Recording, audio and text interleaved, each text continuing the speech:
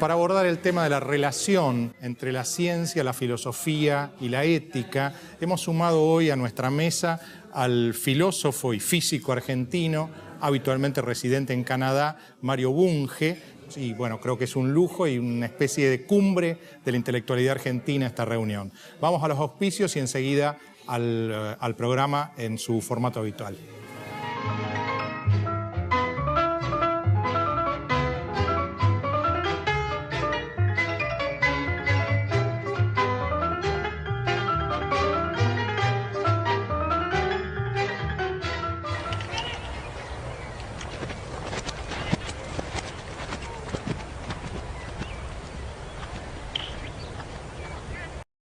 Créditos hipotecarios del Banco Ciudad. 20 años cuota fija y los últimos 3 años de regalo. Y ahora, si compras en la zona sur de la ciudad de Buenos Aires, te bonificamos la tasa en 4 puntos. Informate 0822 20 400, www.bancociudad.com.ar o en cualquiera de nuestras sucursales.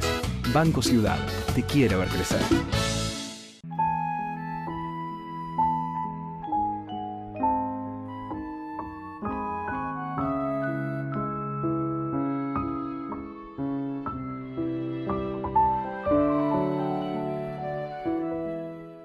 UCES, la excelencia, un compromiso. www.uces.edu.ar. Juan José, te invito a introducir al doctor Bunge en esta charla. La filosofía y la ciencia han estado en los comienzos de la antigüedad clásica y durante muchos siglos han estado fusionadas. Las ciencias era una rama de la filosofía en Aristóteles. Yo diría que alrededor del siglo XVI las ciencias naturales se autonomizan, se independizan. Y en el siglo XIX se independiza a su vez de la filosofía las ciencias humanas.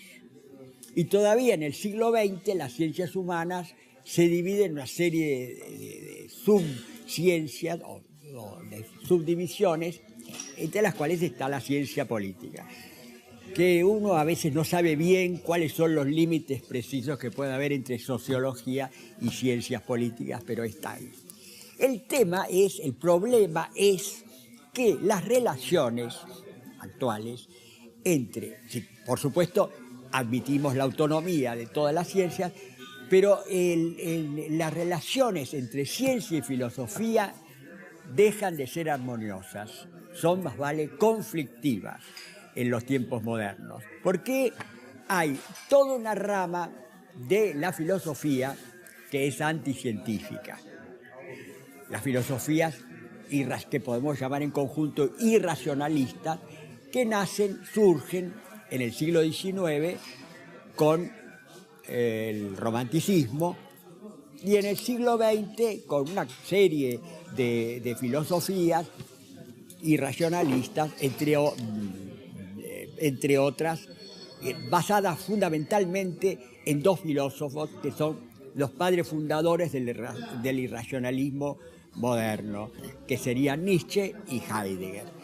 Entre otras, por ejemplo, el llamado postestructuralismo o posmodernidad. Pero del lado de la ciencia también hay corrientes que son antifilosóficas abiertamente. El positivismo desde ya en el siglo XIX y distintas formas del neopositivismo en el siglo XX, que rechazan directamente el Círculo de Viena, entre otros, que rechazan a la filosofía. Yo creo que ambas posiciones son criticables. Entonces yo creo que básicamente debe haber una complementación de ciencia y filosofía. La filosofía debe estar atenta y observar los resultados de las investigaciones científicas, y la filosofía y la ciencia no puede quedarse sin filosofía, porque de esa manera como que le faltaría un contexto, le faltaría una cosmovisión, que es algo necesario para el ser humano. Bueno, yo querría que usted abundara en esta temática de estas relaciones conflictivas y complementarias entre filosofía y ciencia. Estamos de acuerdo en que la relación ha sido conflictiva, pero no tanto entre filosofía y ciencia, sino entre científicos y filósofos. Porque usted mismo ha dicho, la ciencia no puede evitar plantearse problemas filosóficos, o que tradicionalmente fueron filosóficos, más aún los está contestando. Por ejemplo, ¿qué es la materia? ¿Qué es la realidad? Son preguntas filosóficas. ¿Qué es el conocimiento? ¿Qué es la mente? Son preguntas tradicionalmente filosóficas que está respondiendo la ciencia. Lo que ocurre es que a partir del comienzo del siglo XIX, mejor dicho, a partir de Kant, ya un poco antes, los filósofos se han alejado tanto de la ciencia que los científicos han dejado de escucharlos. Pero han dejado de escucharlos explícitamente al mismo tiempo que tácitamente han adoptado una cantidad de filosofías. Por ejemplo, los padres fundadores de la mecánica cuántica, sin saberlo, sin quererlo, adoptaron la filosofía kantiana, según la cual solamente existen las apariencias, los fenómenos. Eran fenomenistas, al punto de negar la existencia independiente de los átomos y de otros constituyentes del universo. No sabían, que eso ya lo había dicho Kant. Kant, en su crítica de la razón pura, dice: el mundo es el conjunto de todas las apariencias. Para cada apariencia tiene que haber seres pensantes o seres capaces de percibir, ¿no? En todo caso, es cierto que llegó un momento en que los filósofos, como usted mencionó, empezando por Hegel, aquí tal vez... Ya ellos no estoy tan de acuerdo. Pero para mí Hegel fue el primer postmoderno. El primero en hablar macanas completas, por ejemplo, en decir que el devenir es la síntesis del ser y de la nada, o en decir que el imán es la corporización o materialización del argumento lógico, cosas así, ¿no? En todo caso... Sí, pero no era anticientífico. A su manera. No era anticientífico como si lo es Nietzsche, por ejemplo, que era antihegeliano. Sí. No, yo creo que Hegel... lo interesante de Hegel es que se ocupó de problemas importantes.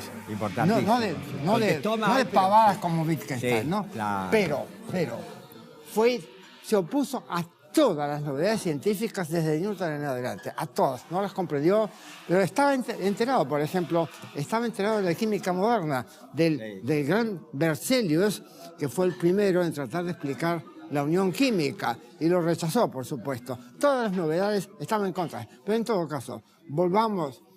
La relación entre la ciencia y la filosofía no solamente no debiera ser conflictiva, sino, como usted dice, complementaria. Pero para eso hay que buscar los fundamentos de la ciencia, ¿no? Yo me he ocupado justamente en toda mi vida, o gran parte de mi vida, en rastrear la fundamentación de la mecánica cuántica y de la relatividad. Mi preocupación ha sido presentar una visión realista moderna, no la de Einstein, que es demasiado clásica a mi modo de ver, en que se viera claramente que las ciencias físicas, de químicas, biológicas, no tratan para nada de los fenómenos. Los fenómenos aparecen acá, dentro del cerebro, no aparecen afuera. Afuera hay hechos objetivos, y aquí aparecen los colores, aparecen las texturas, aparecen los sabores, aparecen los olores que no están en el universo. El universo no tiene olor, no tiene color, etc. Y de esos fenómenos o cualidades se ocupa la psicología, ¿no? Y se ocupa en forma cada vez más científica, ¿no?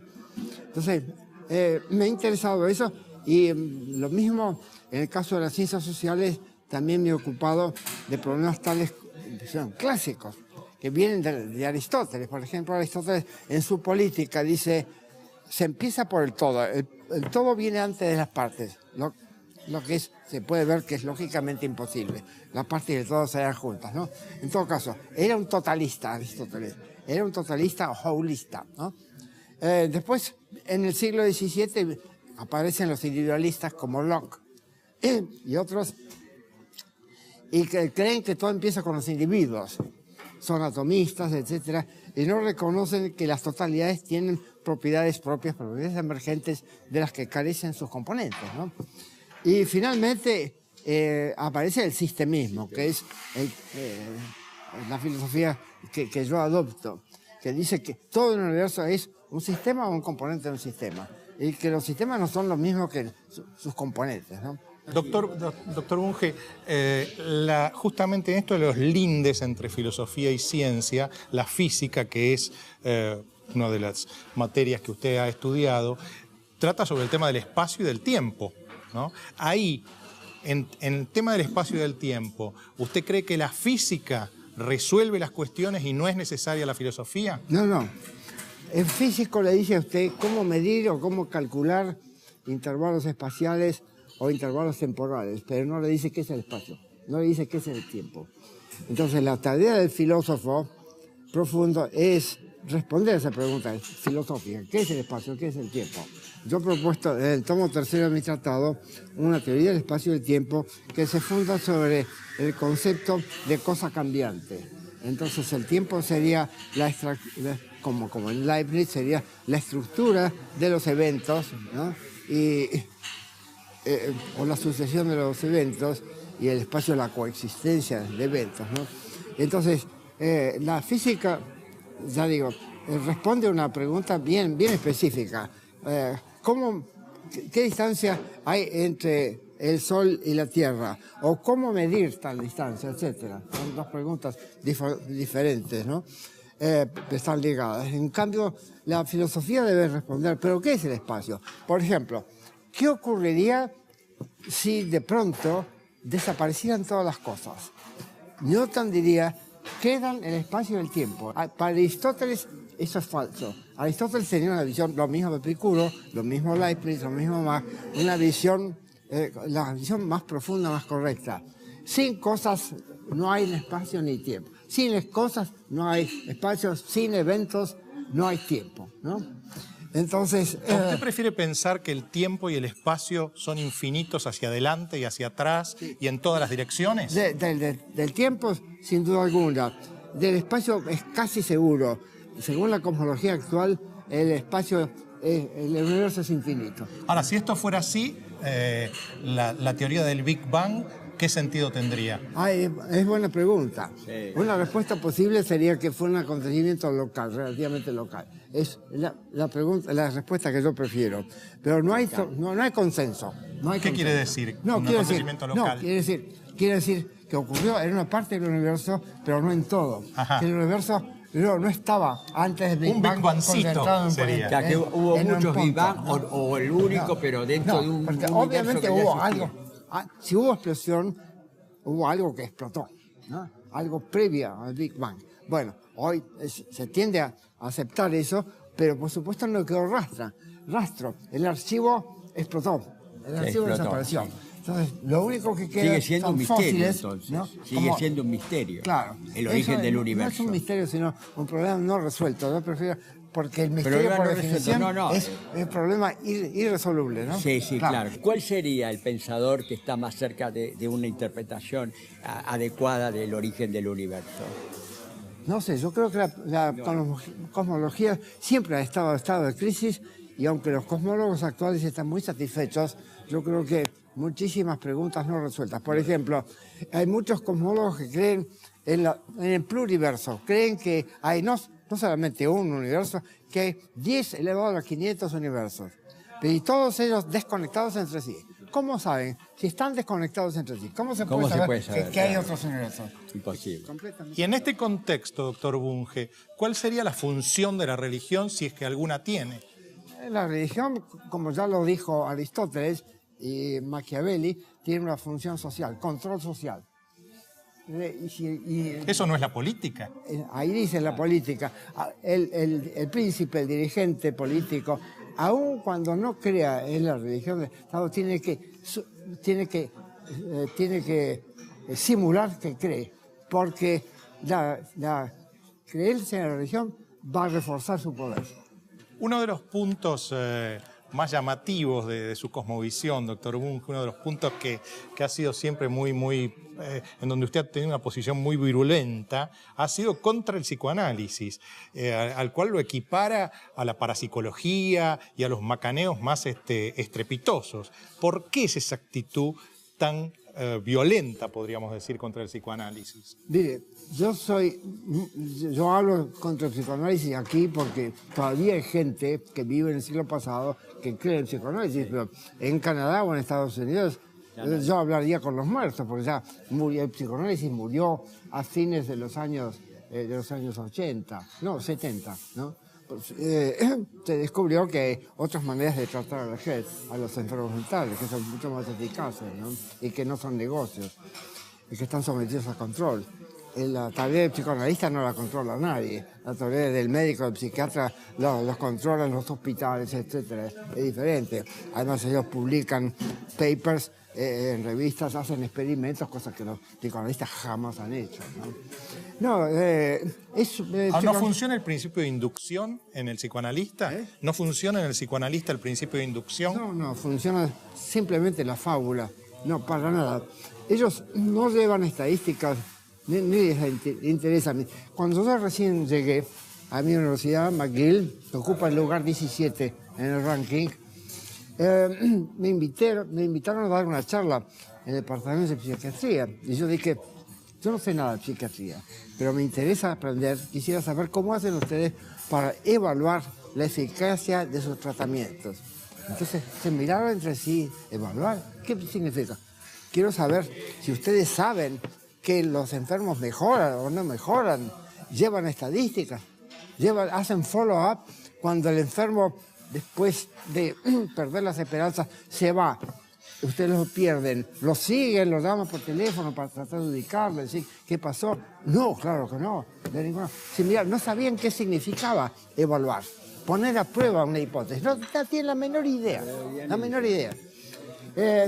ya le digo, en Canadá, después cambió, la cosa cambió, ya nadie, en ningún departamento de psicología.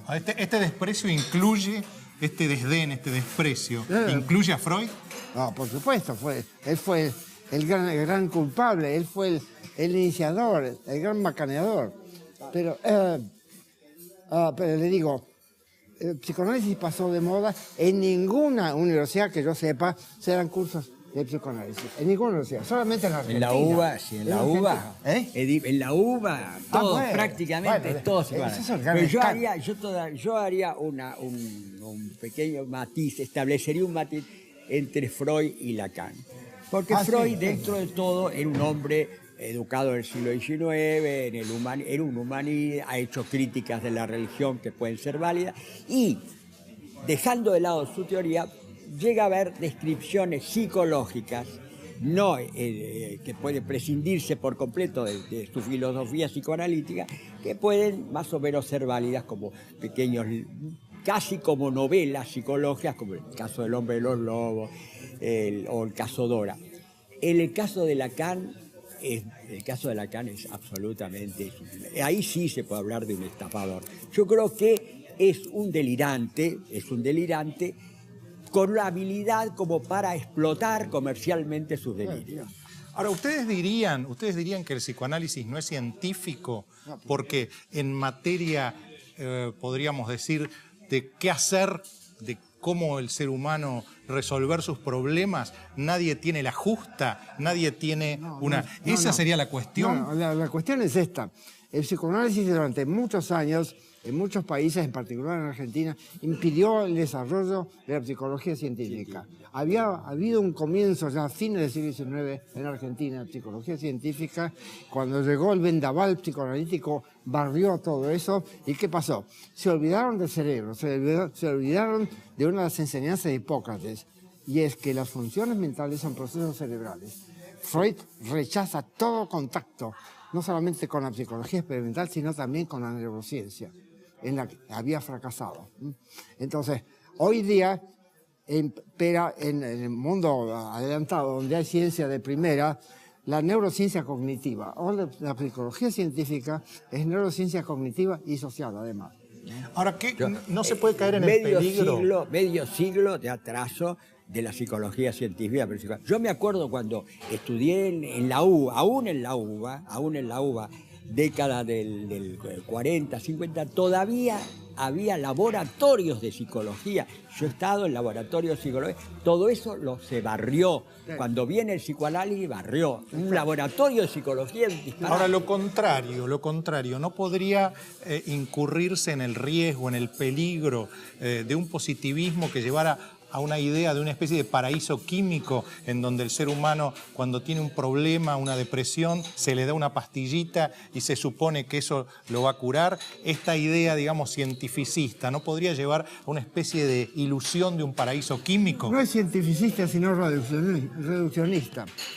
Por ejemplo, un buen psiquiatra sabe que además de la píldora, tiene que darle consejos sobre el estilo de vida, sobre cómo resolver problemas problemas de inserción en la sociedad, de interacción con otros seres humanos, para los cuales la píldora no sirve. La píldora predispone al paciente a que afronte esa manera, esos conflictos de manera más calma, más racional, etc. Pero no resuelve los problemas, por supuesto que no.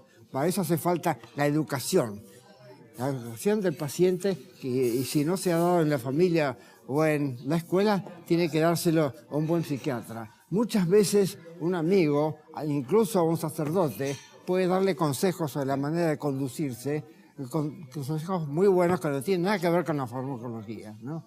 Entonces hay que combinar el tratamiento químico con el tratamiento social del paciente, porque el paciente forma parte de muchos sistemas sociales y hay que aconsejarlo.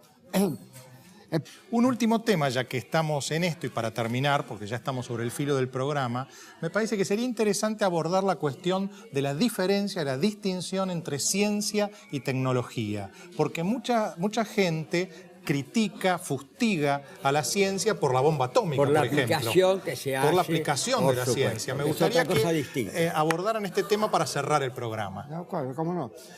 El científico quiere entender el mundo, explorar el mundo, pero no pretende cambiarlo. El técnico, esencialmente, diseña artefactos, quiere cambiar el mundo, quiere mejorar o empeorar.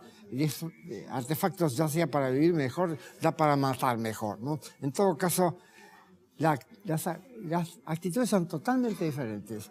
La del científico que estudia la realidad, la del técnico que pretende cambiarla. Incluso el tipo de problemas es radicalmente diferente. El científico aborda casi siempre problemas directos, problemas de causa-efecto. El técnico aborda casi siempre problemas inversos, de efecto acá. Yo quiero tal efecto. ¿Cómo hago para cazar lauchas mejor que con esta trampa? ¿Cómo hago para que las ondas que transmite la televisora lleguen a Chuquisaca y no a Mongolia? Empieza por los deseos o por las finalidades, por los efectos. A ver cuáles son las causas, cuáles son los mecanismos. Es un problema. Los técnicos creadores, los técnicos que hacen diseño de artefactos, enfrentan un problema mucho más difícil que los científicos. Yo di en la U hace muchos años, 60, un curso sobre antenas, y lo daba desde el punto de vista del físico. Dada una antena de tal forma, con tal corriente, ¿cuál es el campo electromagnético que emite? Eso no le interesa tanto al ingeniero de telecomunicaciones como este otro. ¿Cómo hago para transmitir señales de aquí a Tucumán? Ahora, el científico descubre regularidades. ¿Quién protocoliza para evitar que esas regularidades descubiertas por el científico sean utilizadas con un sentido tóxico? Bueno, ese es el ciudadano, la ciudadanía. El ciudadano tiene que opinar sobre el lugar que desempeñan las técnicas, por ejemplo, las técnicas militares, en la conducción de la sociedad del Estado. A la ciencia no hay que controlarla, a la técnica sí, porque puede ser peligrosa. Acuérdese de la famosa entrevista que concedió el ayatollah Khomeini a Oriana Fallaci, la famosa periodista italiana.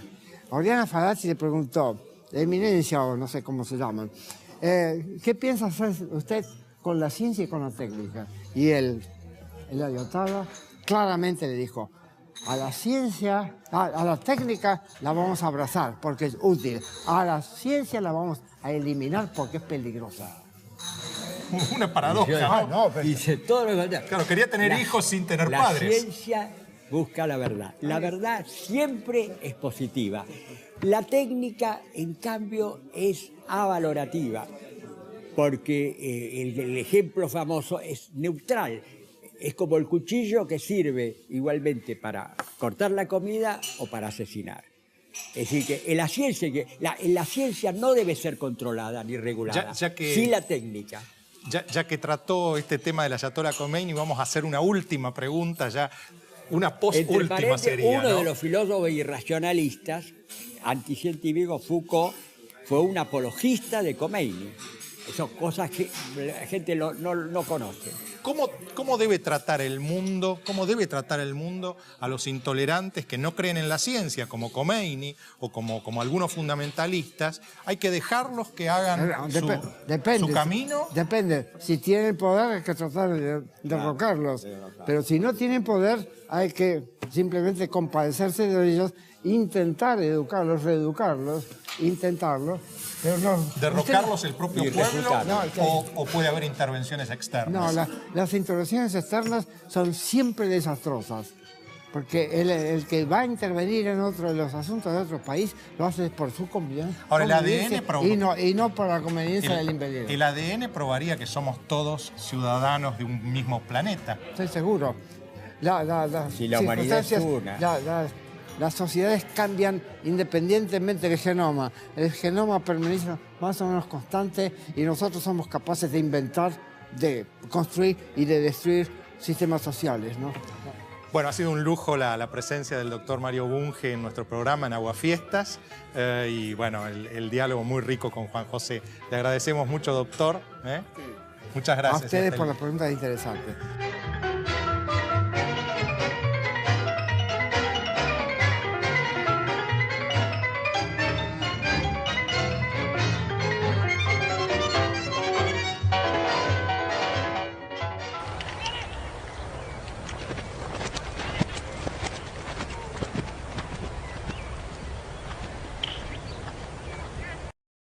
Créditos hipotecarios del Banco Ciudad. 20 años cuota fija y los últimos 3 años de regalo. Y ahora, si compras en la zona sur de la ciudad de Buenos Aires, te bonificamos la tasa en 4 puntos. Informate 0822 20 400, www.bancociudad.com.ar o en cualquiera de nuestras sucursales. Banco Ciudad. Te quiere ver crecer.